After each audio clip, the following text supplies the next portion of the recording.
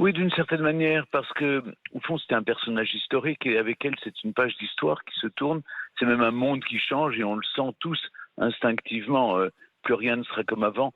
Mais ce qui est incroyable, c'est aussi une façon de régner qui change.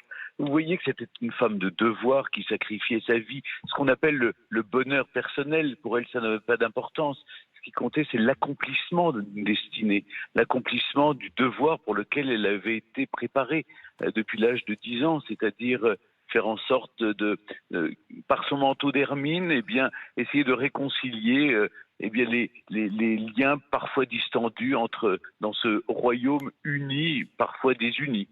On sent d'ailleurs, au fond même dans les mots que vous choisissez, Stéphane Bern, qu'il y a au-delà de la tristesse peut-être une inquiétude sur le fait que cette unité, cette manière de régner, c'est désormais obsolète.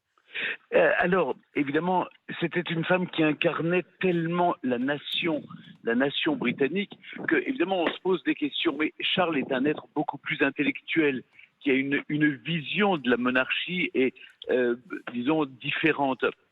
Sans doute, on va aller vers un assouplissement, une sorte de simplification générale de la tradition monarchique. En revanche, c'est quelqu'un qui, depuis 40 ans, s'est battu contre le réchauffement climatique, contre la déforestation, pour toutes ces questions qui sont brûlantes d'actualité pour nous. Donc, j'ai quelque espoir que, évidemment, il est l'homme de la situation, c'est-à-dire un roi de transition. C'est le monarque qui monte sur le trône le plus tard possible. Il va avoir 74 ans. Et donc, on peut imaginer qu'il n'est pas là pour, disons, très très très longtemps. Une dernière question, Stéphane Bern, sur la manière dont les Britanniques traversent tout cela. Vous qui avez rencontré la reine, qui avez pu ressentir ce mélange à la fois de grande dignité, mais aussi d'émotion et d'espièglerie peut-être dont elle pouvait faire, Oui. faire preuve. C'est ça qu'ont aimé les Anglais.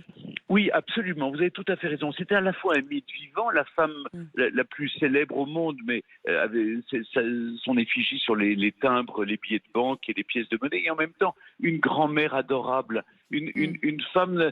On a tous eu une grand-mère comme ça, charmante, Mm. espiègle, mutine, même un humour dévastateur, et puis cette gentillesse. Le fait que quand elle vous parlait, elle vous donnait le sentiment que vous étiez vraiment la personne qu'elle avait vraiment envie de rencontrer ce jour-là. Même Mm. si elle envoyait 1 million derrière, mais elle ne regardait jamais derrière votre épaule pour voir s'il y avait quelqu'un de plus important à saluer, ce que font en général les politiques. Et donc, je crois qu'il la remercie pour tout ce qu'elle a fait pour la nation britannique et les avoir surtout maintenus ensemble. Et ça, Mm. c'est très important. Elle était l'unité de la nation. Elle incarnait l'unité de la nation. Stéphane Bern, merci de tout cœur d'avoir pris un petit moment pour nous aujourd'hui.